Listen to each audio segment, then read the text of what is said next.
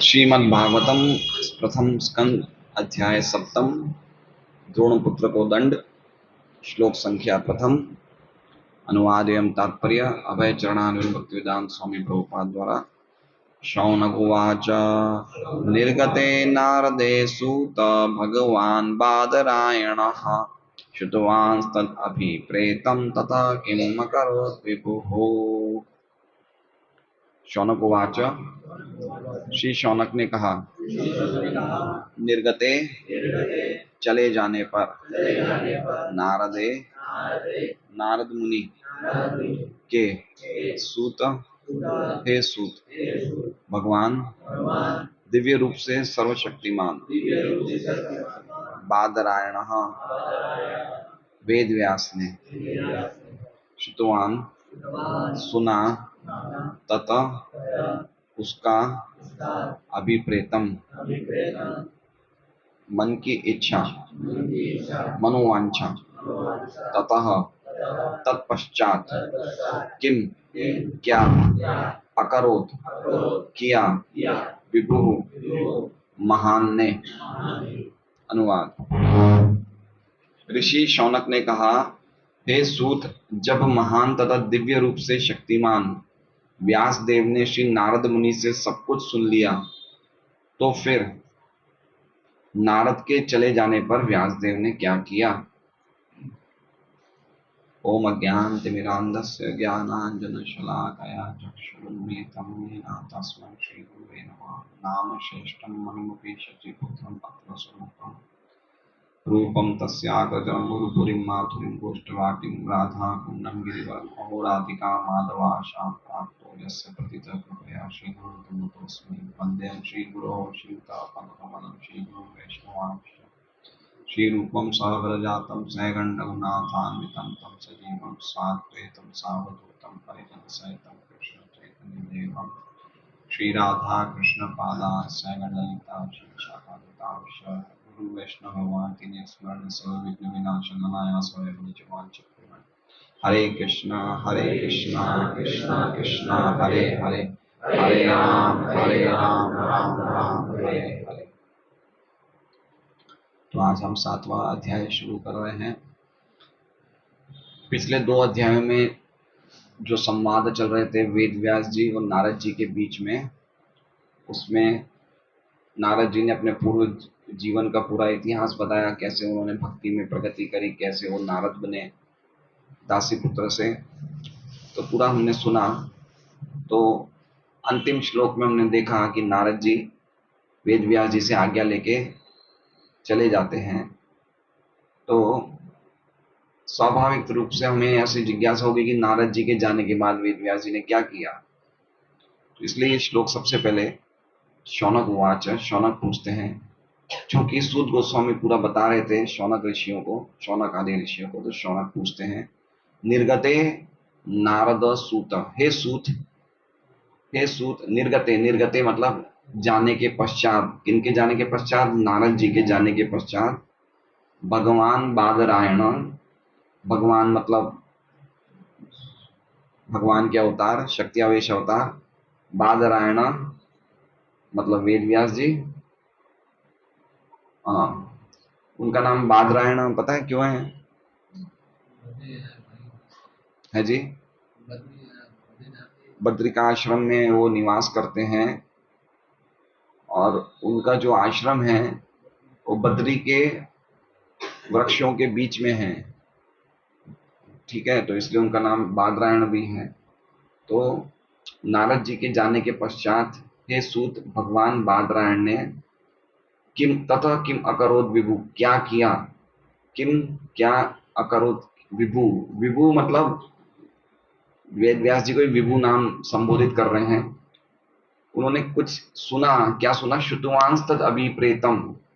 श्रुतवांस, श्रुतवांस मतलब सुना, तद, तद मतलब नारद जी, और अभिप्रेतम मतलब उनका मंतव्य या उनका अभिप्राय या उनकी मन की इच्छा, उनका ओपिनियन, ऐसा बोल सकते हैं।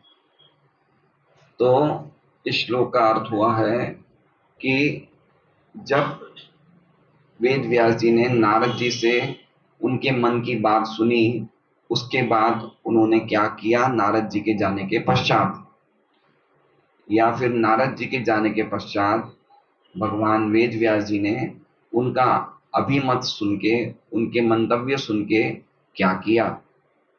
सिंपल है, आज ज्यादा एक्सप्लेनेशन की आवश्यकता नहीं है। तो अभिप्रेतम मतलब उनकी मन की इच्छा क्या है।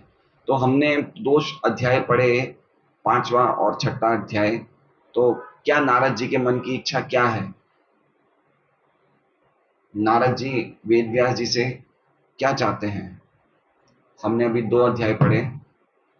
जी वेद व्यास जी ये चाहते हैं कि लोग भगवान की जो लीलाएं हैं उनको अधिक से अधिक वर्णन करें। बहुत सुंदर। नारद जी का एकमात्र मंतव्य यह है कि आप प्रचुर मात्रा में ऐसा ग्रंथ लिखिए जिसमें भगवान की लीलाओं के अलावा और कुछ नहीं हो। अधिक से अधिक भगवान की प्रचुर मात्रा में लीलाओं का वर्णन कीजिए। वो उन्होंने पहले ही कह दिया था, चौथे अध्याय के आखिर में ही कह दिया था। फिर पांचवें और छठे अध्याय में तो पूरा अपना ज्यादातर इतिहास ही बता रहे हैं और भक्ति की महिमा का वर्णन कर रहे हैं।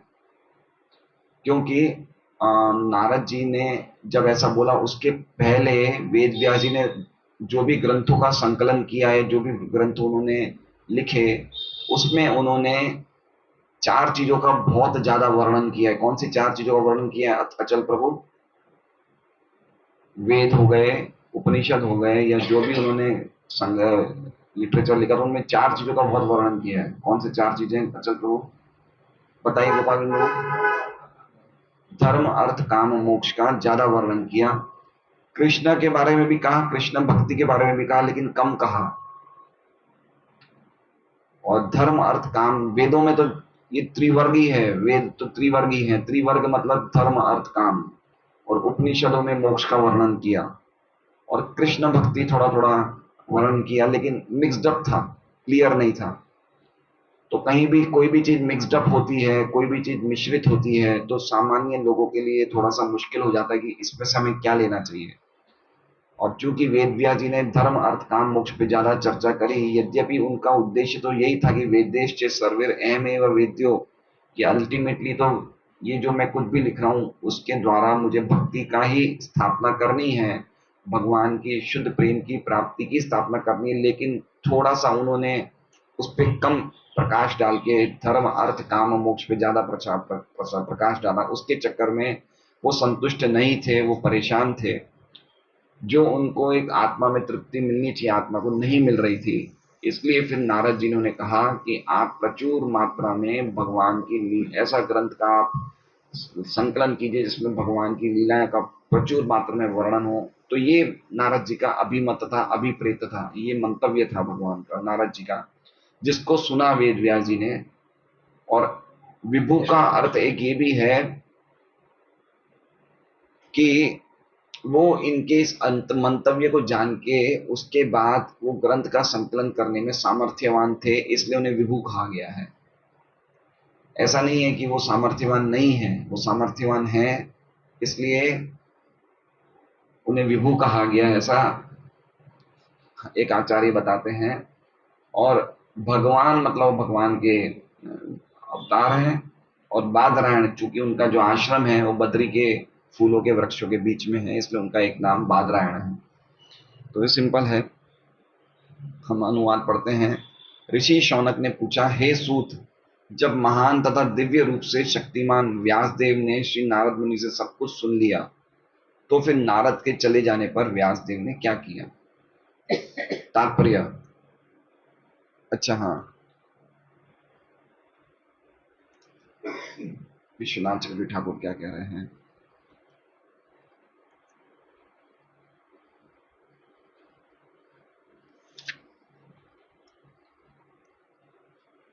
हे सूत, जब नारद जी चले गए, तब शक्तिशाली व्यास ने नारद जी की सलाह सुन के क्या किया? अब तात्पर्य में विश्वनाथ चक्रवर्ती ठाकुर कह रहे हैं कि इस अध्याय में व्यास सभी शास्त्रों का सार अर्थ देखते हैं समाधि में। इस अध्याय में क्या क्या वर्णन है वो विश्वनाथ चक्रवर्ती ठाकुर कह रहे हैं कि सबसे पहले तो ये वर्णन है कि वेद व्यास जी अपनी समाधि में सभी शास्त्रों का सार देखते हैं, सभी शास्त्रों का अर्थ देखते हैं। किसमें देखते हैं? समाधि में। इसका मतलब ये समझना चाहिए कि सभी शास्त्रों का सार देखने के बाद उन्हें वेद व्यास ये भागवतम का संकलन किया, तो भागवतम वेद व्यास जी की समाधि का ग्रंथ है। उन्होंने ये ग्रंथ समाधि में लिखा है। और क्या है इस अध्याय में, और क्या वर्णन है? वो विश्वनाथ चक्रवर्ती ठाकुर कह रहे हैं ब्रह्मास्त्र का किस प्रकार उपसंहार हुआ और किस प्रकार अश्वत्थामा को दंड मिला। ठीक है, तो 3 चीजों का वर्णन है। वेद व्यास जी ने समाधि में शास्त्र देखे, ब्रह्मास्त्र का किस प्रकार उपसंहार हुआ। उपसंहार मतलब समझ रहे हैं? अश्वत्थामा ने छोड़ दिया था, लेकिन उसको वापस विड्रॉ करना वो नहीं जानते थे, तो कैसे उपसंहार किया और किस प्रकार अर्जुन ने अश्वत्थामा को दंड दिया, तो वो सब चीजों का इस ग्रंथ में वर्णन, इस अध्याय में वर्णन है। प्रभुपाद जी क्या कह रहे हैं? श्रीधर स्वामी का क्या है तात्पर्य, देखते हैं।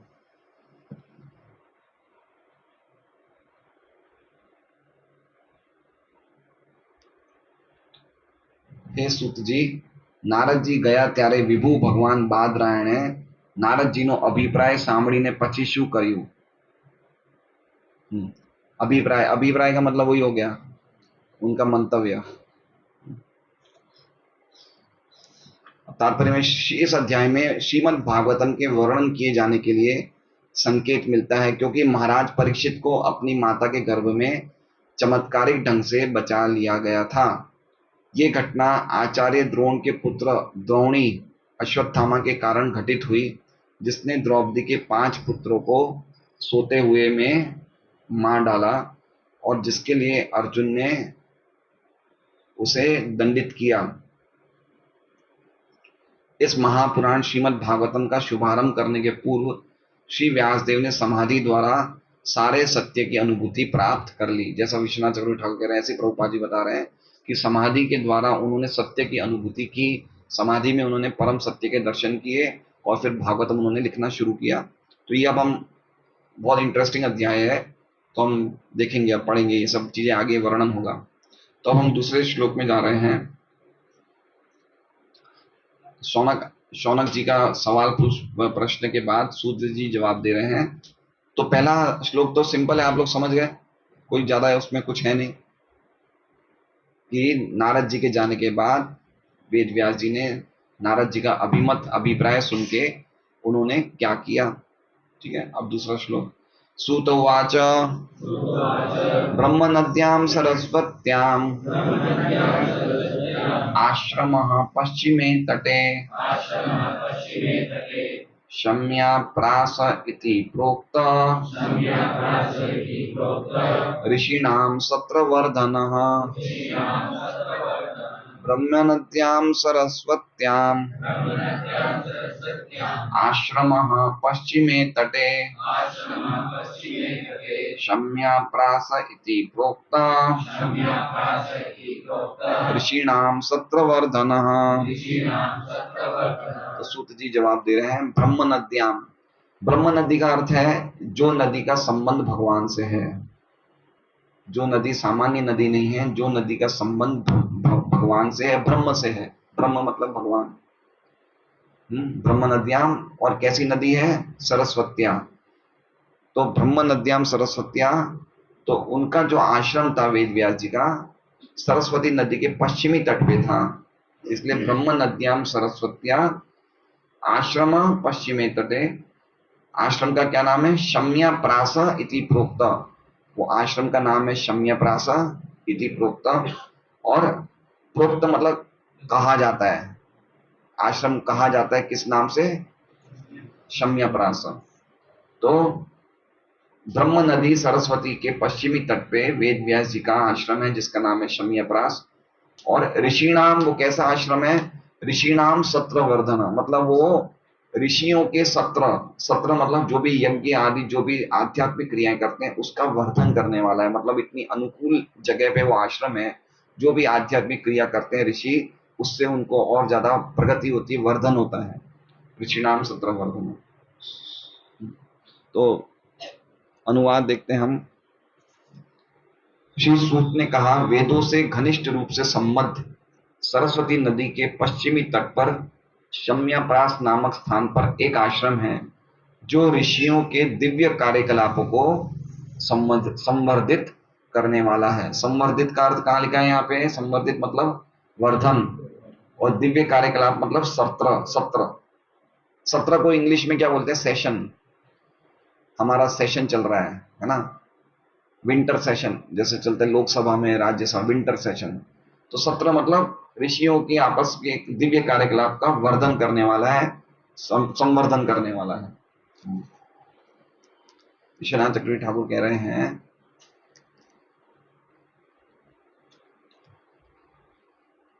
ब्रह्म नदिया का अर्थ क्या है? ब्रह्म का अर्थ वेदों से है। ये नदी वेदों की है, ये नदी ब्राह्मणों की है, ये नदी तपस्या की है, ये नदी भगवान की है। तो इस नदी का संबंध वेदों से है, ब्राह्मणों से है, तपस्या से है, भगवान से है, इसलिए इसका नाम है ब्रह्म नदिया। सरस्वती अभी दिखती है, अभी नहीं दिखती है, लुप्त है, लेकिन है। जैसे हम बोलते हैं संगम में 3 नदियां हैं, गंगा, यमुना, सरस्वती। तो सरस्वती दिखती नहीं है, लेकिन है, लुप्त है अभी। अमर कोश में लिखा है, वेदा तत्वम नपो तपो ब्रह्म ब्रह्मा विप्र प्रजापति। इसलिए ब्रह्म का अर्थ है वेद, सत्य, तपस्या, ब्राह्मण, ब्रह्म, प्रजापति और ब्रह्मा जी। इतने इतने अर्थ वेदों के बताए हैं। तो इस प्रकार ये जो नदी है, अच्छा, इतने अर्थ ब्रह्म के बताए हैं, तो ये ब्रह्म नदियां मतलब सरस्वती इन सबसे संबंधित है, मतलब बड़ी पवित्र नदी है, जहां पे आश्रम होने के कारण ऋषियों को बड़ा अनुकूल लगता है आध्यात्मिक क्रियाकलापों में।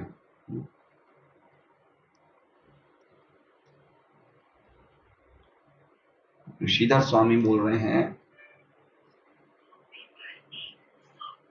सूत जी बोलिया, ब्रह्म नदी सरस्वती ना पश्चिम तटे ऋषियों ना यज्ञ कर्मनी वृद्धि करनार शम्याप्रास नामनो आश्रम कહેવાય છે।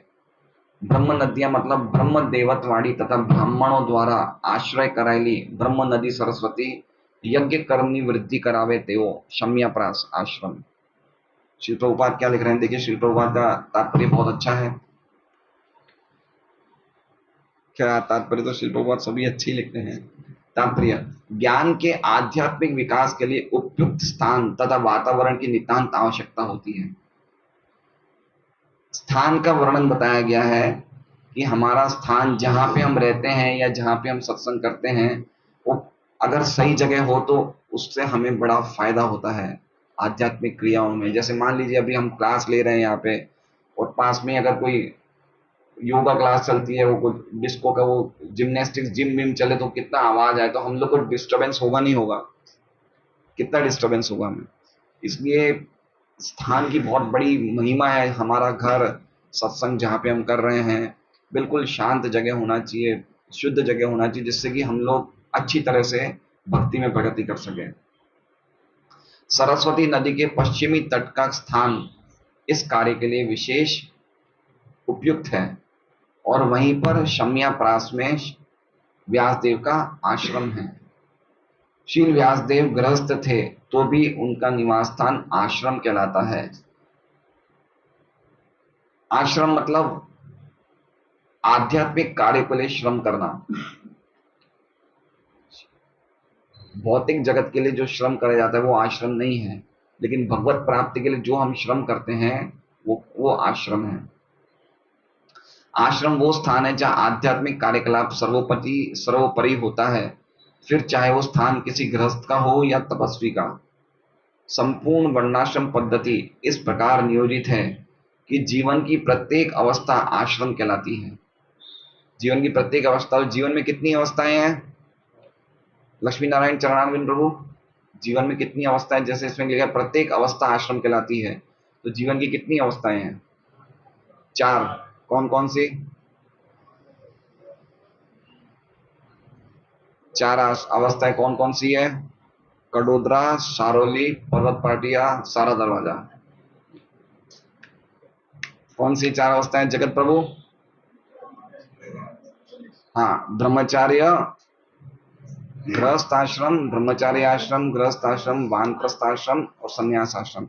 तो चारों अवस्थाएं क्या है ये चारों अवस्थाओं में नाम क्या लिखा है? आश्रम। मतलब आश्रम मतलब हर एक अवस्था में हमें हमारी आध्यात्मिक प्रगति को सर्वोपरि महत्व दिया गया कि चाहे व्यक्ति कोई भी अवस्थाओं में, लेकिन उसका सबसे इंपॉर्टेंट कार्य है वो है आध्यात्मिक प्रगति। इसका अर्थ ये हुआ कि इन सबों में आध्यात्मिक संस्कृति एक सामान्य लक्षण है। ब्रह्मचारी, गृहस्थ, वानप्रस्थ तथा सन्यासी सारे एक ही जीवन लक्ष्य अर्थात परमेश्वर के साक्षात्कार से संबंधित है। देखिए कितनी सुंदर बात लिख रहे हैं प्रभुपाद जी। ऐसा नहीं समझना चाहिए कि ये सन्यासी है, ये बहुत मतलब इनका कार्य तो भगवान को प्राप्ति करना है, ऐसा नहीं है। सन्यासी को जितना अधिकार भगवत प्रेम प्राप्ति करने का है, उतना ही अधिकार गृहस्थ को है। कोई भी अवस्था में सबका कॉमन एम एक ही है, भगवत प्रेम की प्राप्ति, भगवत प्राप्ति। वो कहीं भी कोई भी आश्रम में इसका कम नहीं आका जा सकता। ऐसा नहीं समझना चाहिए कि हम गृहस्थ हैं, हमें तो और भी बहुत काम करने। नहीं, गृहस्थ होने के बावजूद भी हमारा मुख्य काम तो वही है। आप समझ रहे हैं? गृहस्थ की ड्यूटी भी भगवत प्राप्ति है, सन्यासी की ड्यूटी भी भगवत प्राप्ति है। गृहस्थ की ड्यूटी रुपये प्राप्ति नहीं है,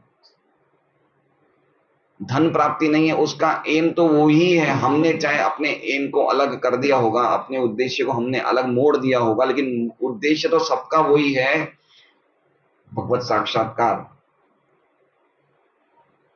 लेकिन हम वो साक्षात्कार घर में परिवार के साथ रहकर करना चाहते हैं और सन्यासी अकेला रहकर करना चाहते हैं। बात नहीं है, आप समझ रहे हैं? क्योंकि गृहस्थ बिना परिवार के अकेला जाने में सक्षम नहीं है, इसलिए उसे एक परिवार की आवश्यकता है।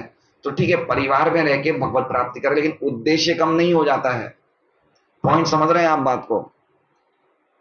क्योंकि गृहस्थ अपनी इंद्रियों पे कंट्रोल नहीं कर पाता है, तो उसे एक परिवार की आवश्यकता होती है, लेकिन उसका उद्देश्य तो वो ही होना चाहिए। ऐसा नहीं कि अब मैं परिवार में हो गया तो मेरा उद्देश्य पलट गया, ऐसा नहीं है।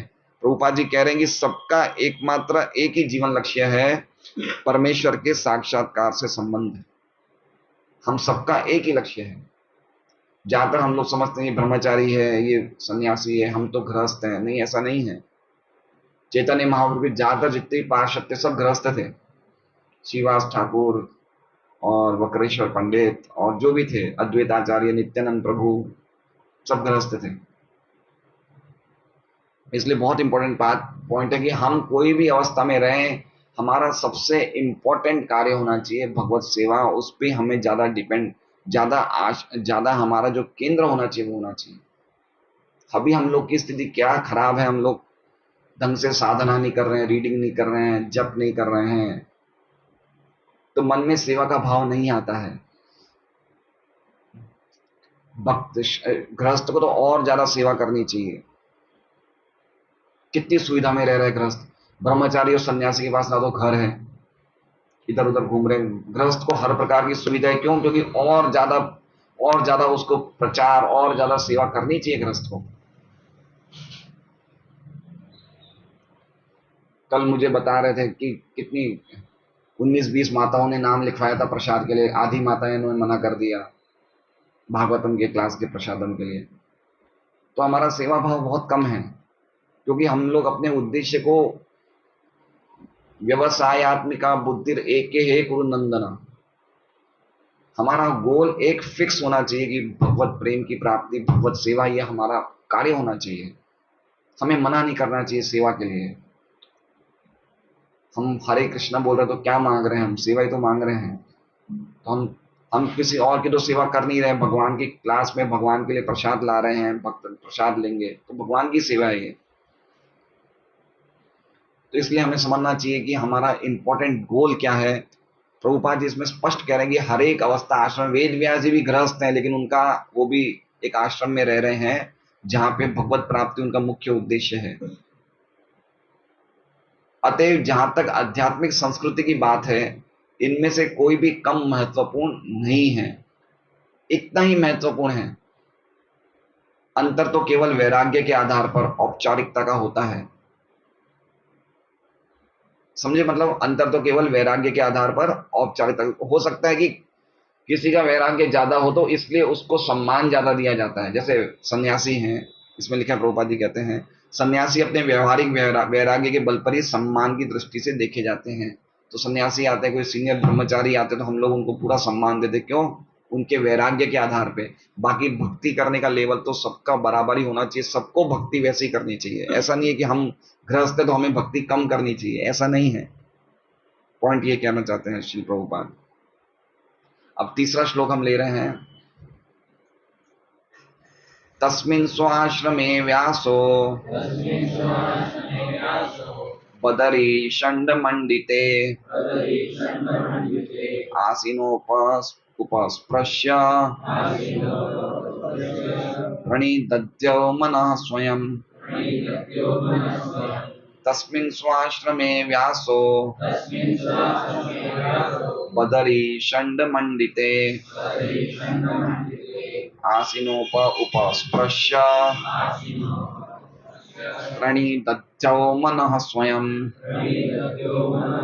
तस्मिन् स्व आश्रमे मतलब उस आश्रम में, अपने आश्रम में, तस्मिन् मतलब उस आश्रम में, कुटिया में, व्यासो बद्री षण्ड मंडी थे, व्यास जिनका आश्रम बद्री के वृक्षों से मंडित था, मतलब सजा हुआ था, या उसमें मतलब क्या कहते हैं उसे, घिरा हुआ था। तो व्यास देव जी का आश्रम बद्री वृक्ष के उसमें घिरा हुआ था। उस आश्रम में, कुटिया में, वेद व्यास जी ने क्या किया, आसीनोप, आसीन मतलब बैठ गए, अपा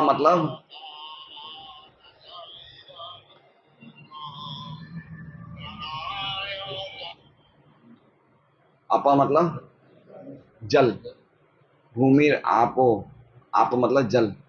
तो आसीन बैठ के, उपस्पृश्य, उपस्पृश्य मतलब आचमन किया, क्या चीज का, प्रणि, जल से आचमन किया, प्रणिदध्यौ, प्रणिदध्यौ मतलब एकाग्र किया, मन स्वयं, अपने आप में मन को एकाग्र किया। मतलब कहने का तात्पर्य कि वेद व्यास जी अब सोच रहे हैं कि मुझे क्या करना है, इसलिए उन्होंने अपनी कुटिया में बैठ के मन को एकाग्र किया। कैसे किया? आचमन करके। इसलिए आचमन की बहुत महिमा है। हम सुबह सुबह उठ के नहा के सबसे पहले हमें आचमनी में शुद्ध जल लेके सबसे पहले तिलक लगाना चाहिए। हम कितने लोग आचमन करते हैं? गंगे च यमुने च गोदावरी सरस्वती, प्रॉपर वे में आचमन करना चाहिए। ओम केशवाय नमः, ओम नारायण नमः, ओम माधवाय नमः। आश्रम करके ही हमें अपनी, क्या कहते हैं, सुबह से हमारा जो तिलक करने शुरू करते हैं, आचमन करके शुरू करना चाहिए। और प्रणिदध्यो मतलब उससे हमारा आचमन करने से, जब हम बैठते हैं, जब करने या कुछ करने, तो हमारा मन एकाग्र होता है। तिलक के पहले एक आचमन, तिलक के पहले, और एक आचमन मंगल आरती शुरू करने के पहले। तिलक के पहले भी करना है, जब हम स्नान करके नया वो जल लेके बैठते हैं आचमनी में, तो समय भी करना है।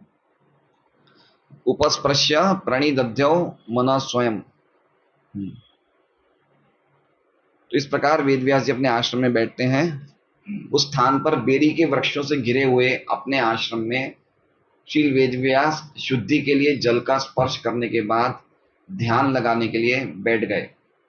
तात्पर्य, अपने गुरु नारद मुनि के आदेश अनुसार व्यासदेव ने ध्यान के उस दिव्य स्थान में अपने मन को एकाग्र। अब एक्चुअली में जो असली जो कहने लायक चीजें आएंगी वो चौथे श्लोक से शुरू होगी, जो हम कल लेंगे, जिसमें उन्होंने क्या देखा वो सब आएगा।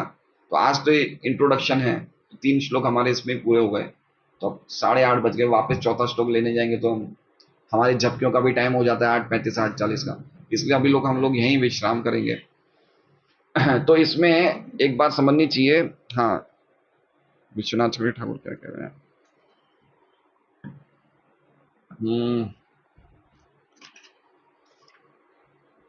हाँ, विश्वनाथ चक्रवर्ती ठाकुर कह रहे हैं कि वो आश्रम जो बद्री के वृक्षों से घिरा हुआ था, उसमें व्यास जी बैठ जाते हैं, आचमन करते हैं और अपने मन को स्मरण करने में लगाते हैं। नारद जी ने वेद व्यास जी को निर्देश दिया था कि भगवान की लीलाओं को समाधि में स्मरण करना। कौन से श्लोक में? 1.5.13 में। वो विश्वनाथ चक्रवर्ती ठाकुर कह रहे हैं। और इसलिए वो सुन के, वो चीज स्मरण करके वेद व्यास जी बैठ जाते हैं और अपने मन को एकाग्र करते हैं। 1.5.13 में नारद जी ने कहा था कि आप समाधि में भगवान की लीलाओं का स्मरण करिए और उसके बाद फिर आप लिखिए। तो वो चीज को याद करके वेद व्यास जी बैठ जाते हैं आश्रम में आचमन करके और मन को एकाग्र करते हैं।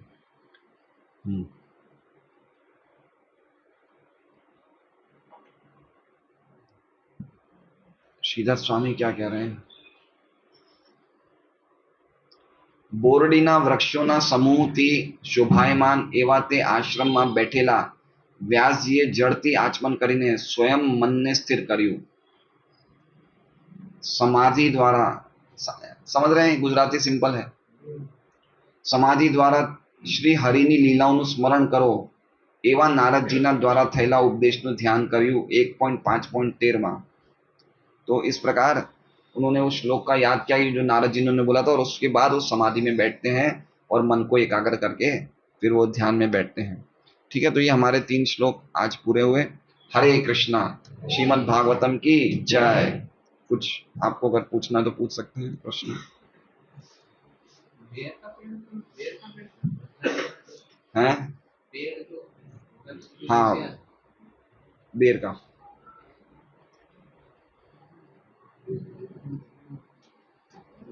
तो हम एक कुंजी इसकी ले सकते हैं ना, हरि नाम की, जप की। दृढ़ संकल्प करें, मुझे केवल एक हरे कृष्ण महामंत्र ध्यान पूर्वक सुनना है, बस इतना ही करना है, ना इससे कम और ना इससे अधिक। संकल्प तुरंत और सूक्ष्म स्तर पर लिया जा सकता है। यह संकल्प हमारी सोच को एक हल्के हवा के झोंके की भांति छू सकता है और इसे पुनः दोहराने के लिए मंत्रों के बीच में रुकने की आवश्यकता नहीं है। हमें मात्र इतना ध्यान में रखना है कि हम जपमाला हाथ में लेकर क्यों बैठे हैं। जप करने का अर्थ मन को इधर उधर भ्रमण करने का निमंत्रण देना नहीं है। ये समय हमारा कृष्ण के साथ अपने अंतरंग संबंध में प्रवेश करने का है। हमारी सभी अभिलाषाएं हरे कृष्ण महामंत्र में अवेलेबल है, उपलब्ध है, किंतु उन अभिलाषाओं को पूर्ण करने के लिए हमें महामंत्र पर पूर्ण ध्यान देना होगा। देखिए, एक बार समझ जाइए कि जितना सुबह उठ के हम जप करेंगे ना, बहुत अच्छे जप होंगे, बहुत अच्छे जप होंगे। इतना कंसंट्रेशन से होंगे। माता जी वो प्रसाद लेके आए हैं।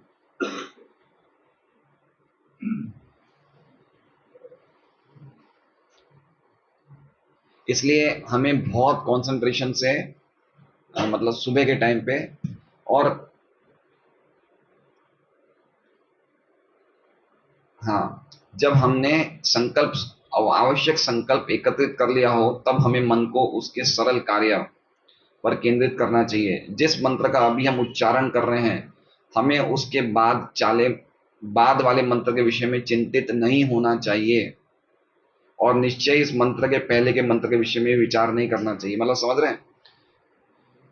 जैसे मान लीजिए कि अभी मैंने 4 माला करी, अब मैं 5वीं माला पे हूं। अब 4 माला कैसी हुई है उस पे सोचने से कोई अर्थ नहीं, क्योंकि वो वापस हम नहीं कर सकते। जो हो गया सो हो गया। ये क्या हो गया? ये पूर्व में हमने जो माला करी उस पे विचार, अच्छी करी बुरी करी, उस पे विचार करने से कोई अर्थ नहीं, क्योंकि वो वापस नहीं आ सकती। ना ही भविष्य में हम जो मंत्र लेने वाले हैं, हमें नहीं पता वो क्या लेने वाले हैं या कैसे लेने वाले हैं। इसलिए हमारा बस किस पे है? जो हम बोल रहे हैं उस पे है। इसलिए खाली हमें वही मंत्र जो हम अभी प्रेजेंट में बोल रहे हैं, हरे कृष्णा कृष्णा कृष्णा हरे हरे, हरे राम राम, उसे ही ध्यान से सुनना है। हमारा बस खाली उसी मंत्र पे है। और हमें ये नहीं देखना कि आगे मैं 12 माला कैसे करूंगा या मैंने पहले ढंग से नहीं करी। उसमें इसमें होता क्या कि एक बार हमारा मन वहां जाएगा तो काफी मालाएं, काफी मंत्र ऐसे ही चले जाएंगे, उसको ही विचार करते हुए चले जाएंगे। इसलिए सबसे अच्छा है कि एक बार में खाली जो मंत्र हम बोल रहे हैं उसे ही सुने, पुराना छोड़ दें, आगे क्या होने वाला है वो छोड़ दें। जो प्रेजेंट में बोल रहे हैं उसी मंत्र को सुने।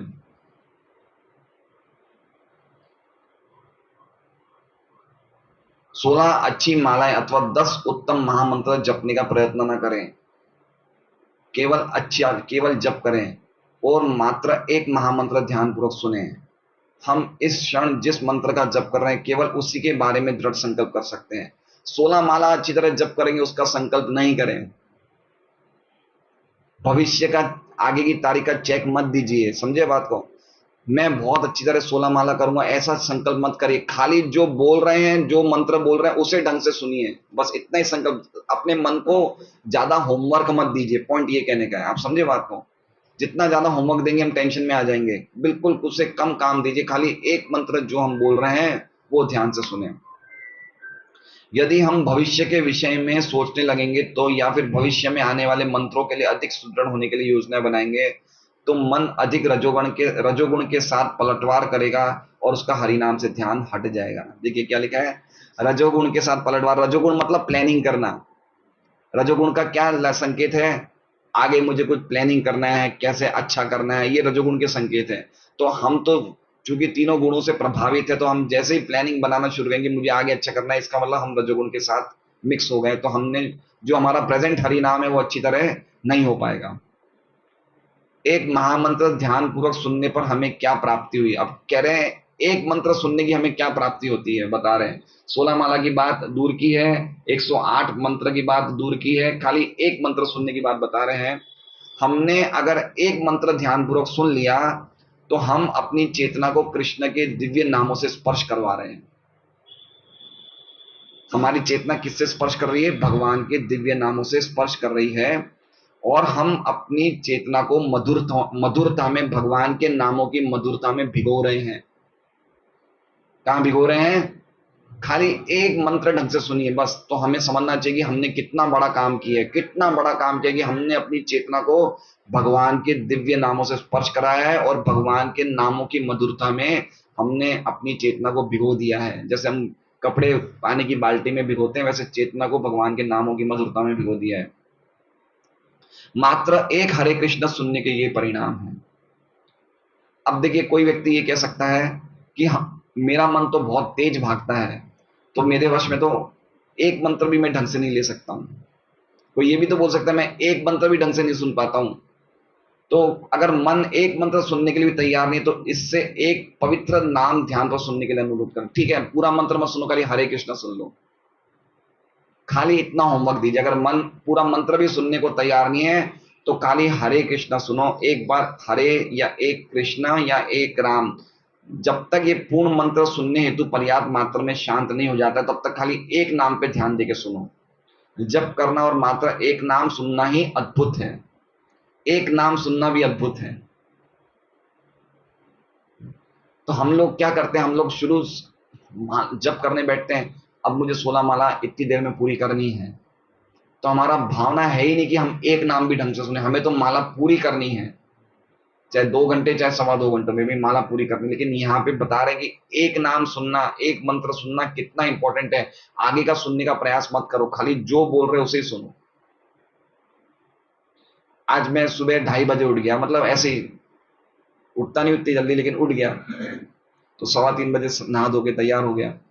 फिर हमारे कमरे के बाहर एक टेरेस गार्डन है, तो छोटा सा टेरेस है कमरे के बिल्कुल बाहर, और बकुल के वृक्ष हैं, बहुत शांत माहौल है। तो मुझे गर्मी लग रही थी अंदर कमरे, तो मैं बाहर चला गया जब करने। तो मैंने नोटिस किया कि शुरू की जो 4 माला है वो तो पता नहीं कैसे हो गई।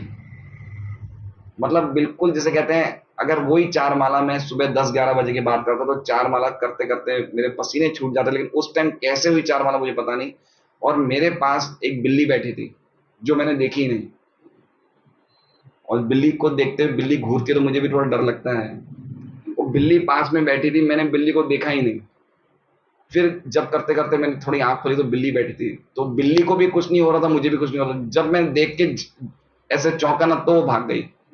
जब तक मैं मस्त होकर जब कर रहा था ना तो उससे कुछ हुआ ना मुझे कुछ हुआ, लेकिन जैसे ही मैंने आंख खोल के देखा ना उसे तो चली गई।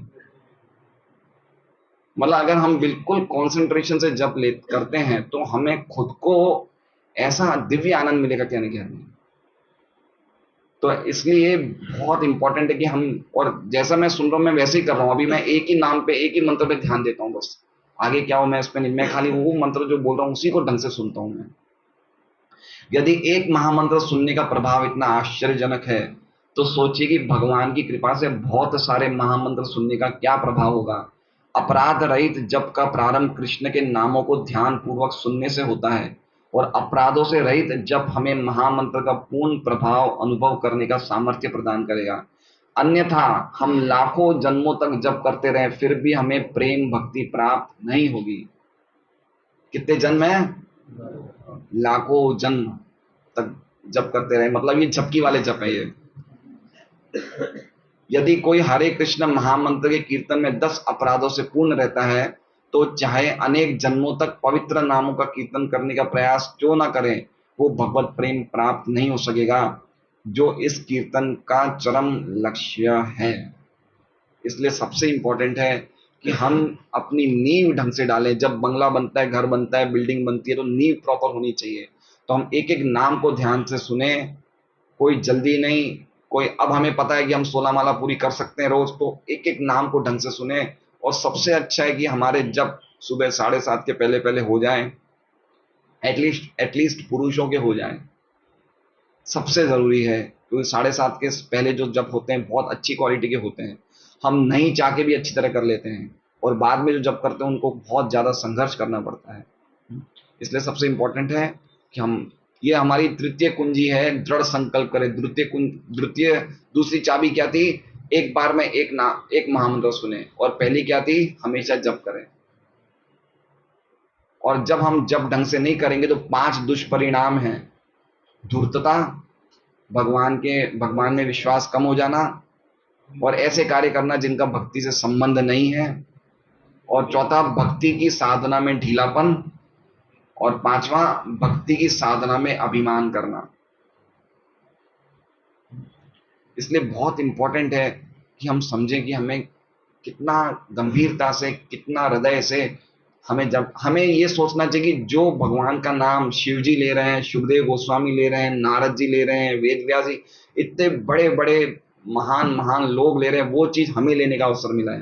प्रभुपाद जी चैतन्य चैतन्य में लिखते हैं कि हरे कृष्ण महामंत्र दरअसल मुक्त आत्माओं के लिए है, हमारे लिए नहीं है। किन के लिए है? मुक्त आत्माओं के लिए, लेकिन बद्ध आत्माओं के लिए भी ये परम लाभकारी है। तो हम अगर ढंग से लेंगे तो हम भी भगवान के धाम जा सकते हैं जहां पे मुक्त आत्माओं का वास है। इसलिए बहुत इंपॉर्टेंट है कि हम थोड़ा सा ध्यान रखें इस चीज पे। हरे कृष्णा हरे कृष्णा कृष्णा कृष्णा हरे हरे, हरे राम राम राम। आज हमारे बीच में वेसु से मित्राविंदा माता जी आए हैं। मैं काफी बार प्रसाद इनसे बनवाता हूँ, हम लोग डिस्ट्रीब्यूशन भी करते हैं, तो इनसे प्रसाद। माता जी प्रभु जी आप दोनों स्थान पे खड़े हो जाइए तो सब भक्त देख सकें आपको। तो आप लोगों को भी कभी कोई ऑर्डर है प्रसाद का, तो माता जी ऐसे बड़े ज्यादा भक्तों का भी बनाते हैं, तो आप लोग इनको, मैं इनका नंबर व्हाट्सएप में ग्रुप में डाल दूंगा, कभी भी आपको जरूरत हो तो बोल सकते हैं। तो माता जी बहुत अच्छी तरह सब प्रसाद अच्छी तरह बनाते हैं, तो हम इनकी सेवाएं ले सकते हैं। तो आज भी प्रसाद ये बना के लाए हैं। धन्यवाद माता जी, आप लोग भी लेके जाइए प्रसाद। सेवा नहीं करने की इच्छा, ये सब अपने आप ही आ जाएगी, आपको कहीं से लाने की जरूरत नहीं है, कहीं भी हस्ती मार्ट में खरीदने की जरूरत नहीं, अपने आप आ जाएगी ये सब। आप समझ रहे हैं? फ्री में मिलेगी हमें, फ्री में। खाली एक कीमत है, ढंग से जप मत करिए, सब मिल जाएगा आपको। क्या मिल जाएगा? अपने आप को अच्छा समझना, दूसरे को हल्का समझना, दूसरे में दोष ढूंढना, गलतियां निकालना, अपने आप को गर्वित समझना, ठीक है, गुस्सा हो जाना, सेवा की भावना नहीं होना, अपने आप मिल रहा है सब कुछ फ्री में। अगर जप नहीं करेंगे तो ये सब भी मिल रहा है, देखिए, ढंग से नहीं जप करेंगे तो। इसलिए मेरा निवेदन है सब भक्तों से कि हमारी पूरी जो हमारी भक्ति में प्रगति है, विशेष रूप से हरि नाम जप पे बहुत आधारित है, और भगवान की सेवा में, श्रवण कीर्तन में, ये सब चीजें हमारे मूल चीजें हैं जो हमें ध्यान जितना हो सके इस पे हमें कॉन्सेंट्रेट करना चाहिए। हरे कृष्णा।